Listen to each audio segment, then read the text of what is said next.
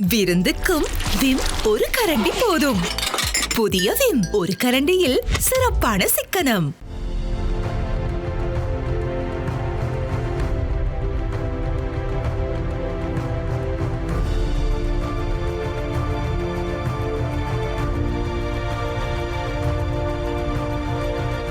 வணக்கம். இது ஐபிசி தமிழின் செய்தி வீச்சு. இன்றைய செய்தி வீச்சிலும் இலங்கை மற்றும் உலக நிலவரங்கள் காத்திருக்கின்றன. ஸ்ரீலங்காவின் முன்னாள் படை அதிகாரிகள் மற்றும் துணை இராணுவ குழுவை இயக்கிய கருணா எனப்படும் விநாயகமூர்த்தி முரளிதரன் ஆகியோருக்கு பிரித்தானியாவில் நேற்று விதிக்கப்பட்ட தடை தொடர்ந்தும் ஊடகங்களில் பேசுபொருளாக உலாவரும் நிலையில், இந்த பேசுபொருளை திடீரென குறுக்கறுக்கும் வகையில் யாழ்ப்பாணத்தில் இன்று இடம்பெற்ற மாவட்ட ஒருங்கிணைப்பு குழு கூட்டத்தின் தெருச்சண்டை நிலைமை வந்திருக்கின்றது. இன்று காலை யாழில் இடம்பெற்ற இந்த மாவட்ட ஒருங்கிணைப்பு குழு கூட்டமானது மீண்டும் ஒரு முறை மூன்றாம் தர திருச்சண்டையாக மாறி, தேசிய தலைமை என்ற ஆளுமையற்ற இனமாக இருக்கக்கூடிய ஈழத்தமிழினம் எவ்வாறான புதிய புதிய சில்லறைத்தனமான காட்சிகளை எல்லாம் காண வேண்டி வருகின்றது என்பதையும் ஆதாரப்படுத்தியுள்ளது. கௌரவ விழிப்புகளுக்குரிய 2 நாடாளுமன்ற உறுப்பினர்களான தேசிய மக்கள் சக்தியின் இளங்குமரனும் சுயேட்சையான அர்ச்சுனாவும் தனிநபர் தாக்குதல்களை முன்னிறுத்தி இன்றைய கூட்டத்தில் செய்த இந்த மூன்றாந்தர வாக்குவாதம் இந்த கூட்டத்தில் பங்கெடுத்த பல அதிகாரிகளின் முகங்களை சுளிக்க வைத்தது. 2 உறுப்பினர்களும் இவ்வாறான தனிநபர் தாக்குதல்களை தொடுத்த போதிலும் சபையை அல்லது கூட்டத்தை ஒருங்கிணைத்து கட்டுப்படுத்த முடியாதவராக ஒருங்கிணைப்பு குழு தலைவரான ஸ்ரீலங்காவின் கடல் தொழில் அமைச்சரான ராமலிங்கம் சந்திரசேகரனும் மாறிக்கொண்டதால் ஒரு கட்டத்தில் நாடாளுமன்ற உறுப்பினரான ஸ்ரீதரன் இந்த கூட்டத்திலிருந்து வெளிநடப்பு செய்யும் நிலைமை வந்தது. 2 நாடாளுமன்ற உறுப்பினர்களும் மாறி மாறி காதல் விடயங்கள், மோசடி விடயங்கள் போன்றவற்றை முன்னிறுத்தி யாழ் மாவட்டத்தின் அபிவிருத்தி தொடர்பான ஒரு கூட்டத்தில் சண்டையிட்டு கொண்டமை தமிழர்களின் வடக்கு பரப்பின் பெரு அரசியல் வியாதியின் இன்னொரு ஆதாரத்தை வழங்கியது. இவ்வாறாக வடக்கின் மக்கள் பிரதிநிதிகள் திருச்சண்டியர்களாக மாறிவிட்ட ஒரு யதார்த்த பின்னணியில் ஐநா மனித உரிமை பேரவையின் 58வது அமர்வு அடுத்த வாரம் முடிவுக்கு வரவுள்ள நிலையில் நீண்ட நாட்களாக எதிர்பார்க்கப்பட்ட இந்த தடை நேற்று பிரித்தானிய அரசாங்கத்திடமிருந்து வந்துள்ளது. இந்த நிலையில் இந்த பதிவு பதியப்படும் வரை பிரித்தானிய தடை குறித்து ஸ்ரீலங்கா அரசாங்கத்தின் அதிகாரபூர்வமான எதிர்வினை இதுவரை வரவில்லை. இந்த தடையில் ஸ்ரீலங்காவின் முக்கிய அரசியல்வாதிகள் எவரும் உள்ளடக்கப்படவில்லை. எனினும் தற்போது அல்லக்கை அரசியல் செய்யும் கருணா ஆகிய விநாயகமூர்த்தி முரளிதரனுக்கு தடை விதிக்கப்பட்டாலும் அந்த தடை அவரது தற்போதைய அரசியல் அரிதாரத்துக்காக அல்லாமல் வடக்கு கிழக்கில் மனித உரிமை மீறல்களை செய்த துணை இராணுவ குழு ஒன்றுக்கு பொறுப்பானவர் என்ற அடிப்படையில் இந்த தடை அறிவிக்கப்பட்டது. உண்மையில் பிரித்தானியா நேற்று அறிவித்த இந்த தடையானது கடந்த வருட டிசம்பர் 10 கடந்த அனைத்துலக மனித உரிமை நாளில் வெறுமனே எதிர்பார்க்கப்பட்டாலும் அவ்வாறான அறிவிப்புகள் இதனையும் பிரித்தானிய அரசாங்கம் வெளியிடவில்லை. தற்போது பிரித்தானியாவில் ஆட்சியில் உள்ள தொழிற்கட்சி தனது தேர்தல் பரப்புரைகளில் இலங்கையில் மனித உரிமை மீறல்களை மேற்கொண்ட முகங்களுக்கு தடைகளை அறிவிக்கப் போவதாக கூறியிருந்தது. ஆயினும் தொழிற்கட்சி ஆட்சிக்கு வந்து சில மாதங்கள் கடந்தும் இவ்வாறான தடை அறிவிப்புகள் வெளிவராத நிலையில் நேற்று இந்த அறிவிப்பு வந்தது. பிரித்தானியாவின் இந்த தடை அறிவிப்பில் கனடா அரசாங்கம் செய்தது போல அரசியல்வாதிகள் குறிவைக்கப்படவில்லை. கனடா கடந்த 2023 ஆண்டில் அறிவித்த தடை அறிவிப்பில் முன்னாள் அரசு தலைவர்களான மஹிந்த ராஜபக்ஷ மற்றும் அவரது சகோதரரான கோட்டாபாய ராஜபக்ஷ ஆகியோருக்கும் தடை விதிக்கப்பட்டிருந்தது. இந்த நிலையில் நேற்று பிரித்தானியாவில் வெளியான தடை பட்டியலில் முன்னர் இராணுவ தளபதியாக இருந்து 2020 முதல் கடந்த வருட இறுதி வரை முப்படைகளின் பிரதானியாக இருந்த ஜெனரல் சவேந்திர சில்வா முதல் 2 படைய முகங்களுக்கும் தடைகள் அறிவிக்கப்பட்டன. அந்த வகையில் ஸ்ரீலங்கா கடற்படையின் முன்னாள் தளபதியும் அட்மிரல் ஆஃப் தி ஃபிளீட் என்ற தகுதியை கொண்டவருமான வசந்த கருணாகுடவுக்கும் ஸ்ரீலங்காவின் முன்னாள் இராணுவ தளபதியாக இருந்த ஜெகத் ஜெயசூரியவுக்கும் தடைகள் அறிவிக்கப்பட்டன. இவர்களுடன் கூடவே கருணாவுக்கும் தடை அறிவிக்கப்பட்டது. 2009 மேயில் முள்ளிவாய்க்கால் பேரழிவுடன் உரை நிலைப்படுத்தப்பட்ட தமிழர்களின் ஆயுத வழி அரசியல் போராட்டத்திற்கு எதிராக கொழும்பு அதிகார மையம் சார்பாக தொடுக்கப்பட்ட போரில் இடம்பெற்ற மனித உரிமை மீறல்களை மையப்படுத்தியே இந்த தடைகள் விதிக்கப்பட்டன. பிரித்தானிய தலைநகர் லண்டனில் கடந்த சில நாட்களுக்கு முன்னர் ஸ்ரீலங்காவின் முக்கிய அரசியல்வாதியும் முன்னாள் அரசு தலைவருமான ரணில் விக்ரமசிங்கவை முன்வைத்து ஒளிப்பதிவு செய்யப்பட்ட அல் ஜசீரா தொலைக்காட்சி செவியின் போது தமிழர்களின் உதரப்பலியை மையப்படுத்திய சில விடயங்களும் எதிரொலித்திருந்தன. எனினும் இந்த செவியின் முடிவில் தென்பகுதியில் உள்ள பட்டலந்த என்ற இடத்தில் ஜேவிபியின் 2ஆம் கிளர்ச்சி காலத்தில் இடம்பெற்ற மனித உரிமை மீறல்களே முன்னரங்குக்கு கொண்டு வரப்பட்டன. இவ்வாறாக முன்னரங்குக்கு இழுத்து வரப்பட்ட பட்டலந்த விடயத்தில் தற்போதைய ஆட்சி தரப்பான ஜேவிபி மேற்பார்த்த தேசிய மக்கள் சக்தியும் ஆதாயங்களை எடுக்க தலைப்படும் நிலையில் முழுக்க தமிழர்கள் சார்ந்த உதிரப்பலியை மையப்படுத்தி இந்த தடை நகர்வை பிரித்தானியா எடுத்துள்ளது. பிரித்தானியாவில் 2020 ஜூலை முதல் நடைமுறைக்கு வந்த global human rights sanction regime எனப்படும் மனித உரிமைகள் தொடர்பான தடை விதிப்பு அதிகாரத்தின் கீழ் இந்த தடை அறிவிக்கப்பட்டது. பிரித்தானியா நேற்று அறிவித்த இந்த தடை நகர்வானது சும்மா ஒன்றும் வரவில்லை. மாறாக இதற்காக பிரித்தானியாவில் உள்ள புலம்பெயர் தமிழ் அமைப்புகளும் உலகளாவிய மனித உரிமை அமைப்புகளும் கடுமையாக உழைப்பை வழங்கியிருந்தன.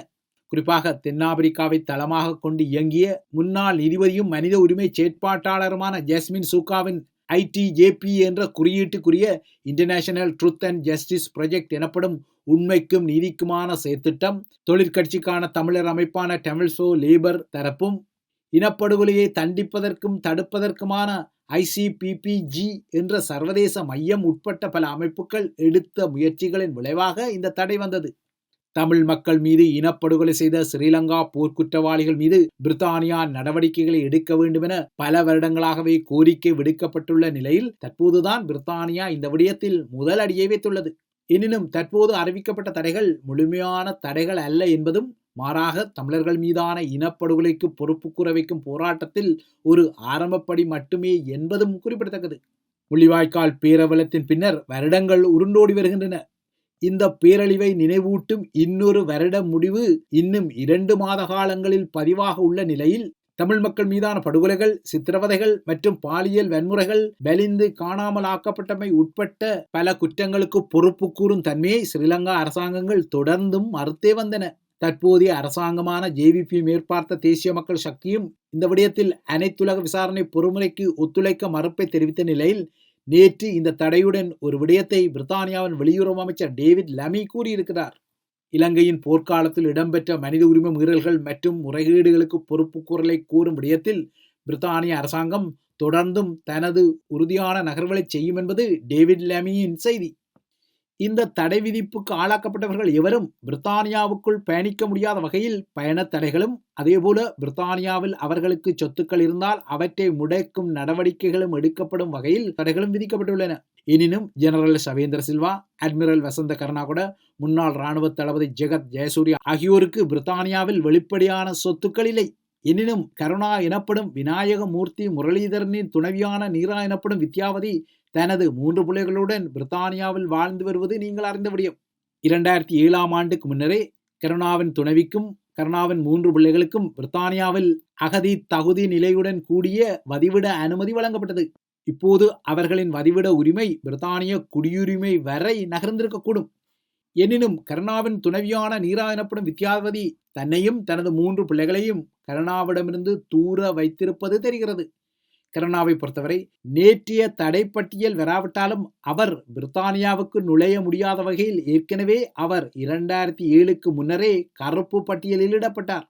இதனால் தான் அவர் 2007இல் அப்போது ஸ்ரீலங்காவின் பாதுகாப்பு செயலாளராக இருந்த கோட்டாபாய ராஜபக்ஷ வழங்கிய உண்மையான ராஜதந்திர கடவுச்சீட்டில், அதாவது டிப்ளோமேட்டிக் பாஸ்போர்ட்டில் குணவர்தனா என்ற வனவிலங்கு பாதுகாப்பு இயக்குனர் நாயகம் என்ற போலியான பெயருடன் பிரித்தானியாவுக்குள் நுழைந்திருந்தார். அப்போது கருணாவுக்குரிய பிரித்தானிய விசாவும் பிரித்தானிய அரசாங்கத்தின் சார்பாக புறப்பட்டதால் அவர் நேரடியாக பிரித்தானிய விசாவை பெறுவதற்கான விசாரணைகளுக்கு தோற்றியிருக்க வேண்டிய தேவை ஏற்படாமல் விட்டது. அவ்வாறாக அரசாங்கத்தின் சார்பாக நுழைவிசை பெறப்பட்ட பின்னர் ராஜபக்ஷ அரசாங்கத்தின் அதிகாரிகளால் லண்டனுக்கு செல்லும் ஸ்ரீலங்கன் ஏர்லைன்ஸ் விமானம் ஊடாக கருணா பாதுகாப்பாக ஏற்றப்பட்டு லண்டனுக்கு அனுப்பப்பட்டார். ஆனால் லண்டனில் தரையிறங்கிய அவர் இங்கு வைத்து சில நாட்களில் கைது செய்யப்பட்டு சிறையிடப்பட்டு பின்னர் இலங்கைக்கு மீண்டும் நாடு கடத்தப்பட்டார். அன்று லண்டனின் தெற்கு கென்சிங்டன் பகுதியில் உள்ள ஒரு வீட்டில் கருணா தங்கியிருந்தமை குறித்த உளவு தகவல்களை பெற்ற பிரித்தானிய அதிகாரிகள் 2007 நவம்பர் 2ஆம் தேதி கருணா தங்கியிருந்த வதிவிட கட்டிடத்தை சுற்றி வளைத்து சோதனையிட்ட போது 3 பிள்ளைகள் மற்றும் மனைவியுடன் கருணா அங்கு சிக்கியிருந்தார். ஆனால் கருணாவிடம் அப்போது இருந்த ஸ்ரீலங்காவின் ராஜதந்திர கடவுச்சீட்டில் கொழும்பிலுள்ள பிரித்தானிய உயர் ஸ்தானிகராலயம் கோகில குணவர்த்தனா என்ற சிங்கள பேரில் அவருக்கு உண்மையான விசாவை வழங்கியிருந்தது. அன்று கருணாவின் வதிவிடத்தை சுற்றி வளைத்து சோதனையிட்ட அதிகாரிகளிடம் இருந்த நிழல் படங்களுக்கும் ஸ்ரீலங்காவின் ராஜதந்திர கடவுச்சீட்டில் ஸ்ரீலங்காவின் வனவிலங்கு திணைக்கள இயக்குனர் என்ற பதிவுடன் இருந்த முகம் ஒத்துப்போவதைக் கண்ட அதிகாரிகள் கருணாவை மேலதிக விசாரணைகளுக்காக அழைத்துச் சென்றிருந்தனர். சில மணி நேரமாக நடத்தப்பட்ட விசாரணைகளின் முடிவில் கருணா எல்லாவற்றையும் ஒப்புக்கொண்டிருந்தார். தனது பெயர் குணவர்தன அல்ல எனவும், விநாயகமூர்த்தி முரளிதரன் என்றும், பாதுகாப்பு காரணங்களுக்காக போலியான பேரில் ஒரு ராஜதந்திர கடவுச்சீட்டை பயன்படுத்தி பிரித்தானியாவுக்குள் நுழைந்ததாகவும், பிரித்தானியாவில் அரசியல் தஞ்சம் கோர தான் விரும்புவதாகவும் கருணா அன்று கூறியிருந்தார்.